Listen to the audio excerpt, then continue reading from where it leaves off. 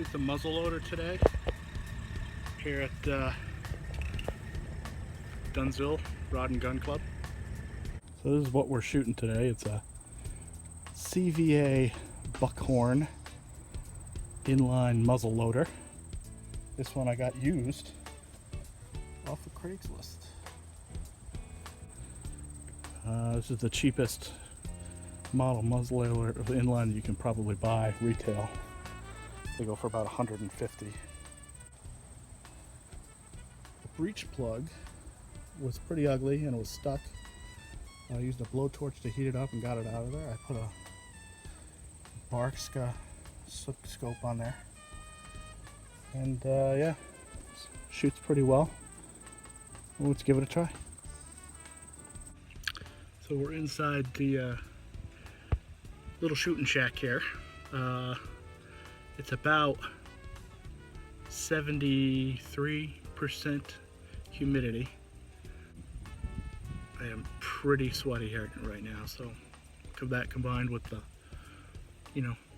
not shaving, got some GQ quality looks going on here. Only going to take a few shots today because I forgot to go by the store and pick up more primers. So as you can see here, we only have 1, 2, 3, 4, 5, 6, 7 shots we can take today. I got a big thing full of bullets, plenty of bullets over here, brand new box of White Hots. Yeah, I guess you gotta remember to stock up on primers. So here's the rifle, currently unloaded. There's no primer, and whenever you pull the primer back, you should always pull back the safety on a CVA buckhorn, because the safety does not automatically come back when you pull the primer back. You have to do that yourself. So the safety's on, the bolt has been pulled back, there's no primer in there right now. Primer's usually the last step. So what we're going to do, and crucial first step, make sure it's clean. I cleaned it last night, took the gun apart, cleaned the barrel and everything. Take out your ramrod. This one is pretty used, as you can see, but it still does the trick. What I like to do is, this CVA ramrod has a lengthener in it, so that I get a little bit more room to work with and it doesn't get stuck and disappear inside the barrel. It'll stick up a little bit once I'm done there. And our next step is to add propellant. This is IMR White Hot propellant, about 25 bucks. It's synthetic black powder basically, and I'm told it burns cleaner. I've yet to actually fire traditional black powder pellets that are black out of this barrel, so I couldn't actually verify whether or not it shoots cleaner or not. They say you're supposed to put 2. Each one of these is equivalent to 50 grains of black powder. So they say you're supposed to use about 100 grains per shot. I sighted mine in for 1 grain.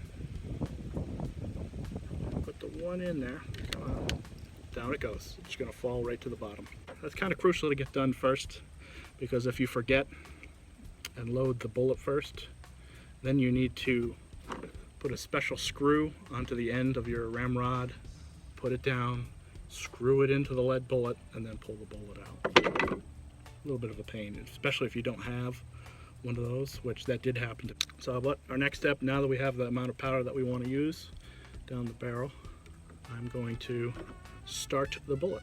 This is a bullet starter, and it also has a handle on it for pressing the ramrod down. It's got a little nub to get it initially down the barrel, and then a slightly longer one to get it about, about 3 inches in. At which point then you can use your ramrod and you can stick this handle on the end of your ramrod so to get it to go down the rest of the way. Make sure it is pushed all the way down. We're ready to put it up on our shooting bag. This is a Caldwell shooting bag. I got it off of Amazon for like, I don't know, 15-20 bucks, relatively cheap. You fill it up with rice, and it's actually a good consistency and weight. It comes with a little buttstock holder there as well. And I found that when you're setting in your rifle, that's actually a very effective and inexpensive way to get it done. Next up is we have our shot shell.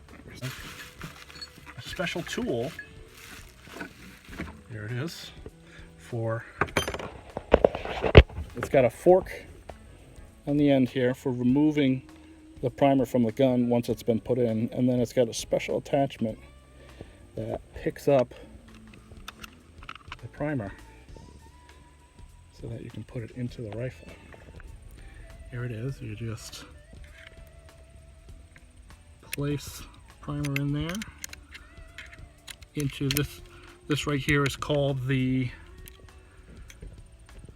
right there, it's called the breech plug. You place the primer inside it, and now this gun is effectively loaded. We're going to be shooting at the steel gong at a paper target. The gong is looking a little messed up, so we're going to spray it with some spray paint here.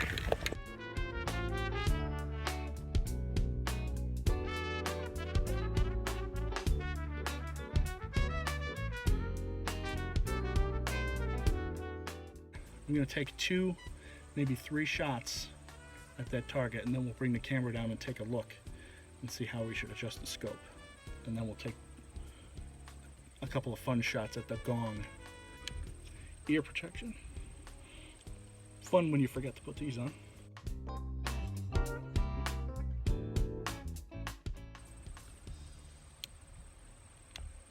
Safety off.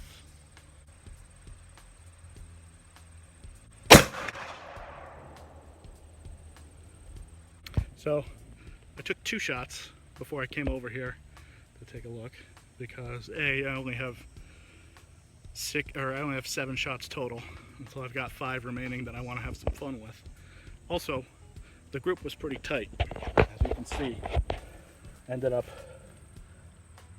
was putting the crosshairs right there, and ended up very close to each other, so that's close enough for me.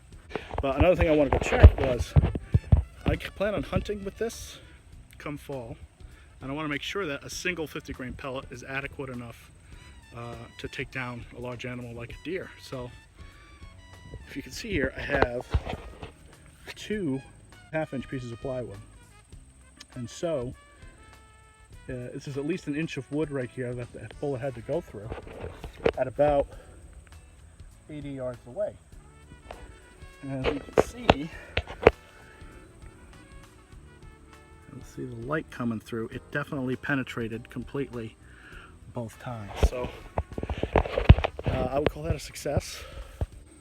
So now we can point it downrange, put a bullet in it.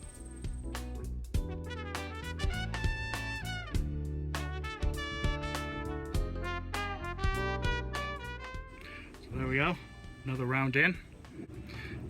Yeah, we're ready to go, and we're gonna see how close I am with that last little adjustment, and then it's time to start hitting that gong. We'll be able to make that thing go bing, and I'll use my zoom scope and put it on that thing so we can see when the thing actually bounces. All right, here we go. Safety's off.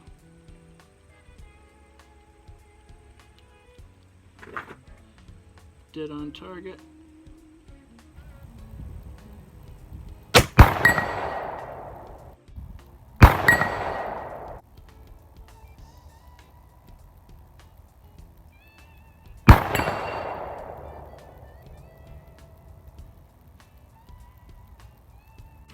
So actually one of those 3 fun shots I actually put up here on the paper target without thinking. So, and this one was, I don't know what this guy was. He was a bit crazy. Maybe I didn't clean it quite right. But here you can see I got one almost dead center and then one slightly down and to the right. So my group is definitely within a kill zone at about 80 yards. So all said and done, not a bad day to go and take 7 shots over here at the local Rod and Gun Club. So, thank you for watching.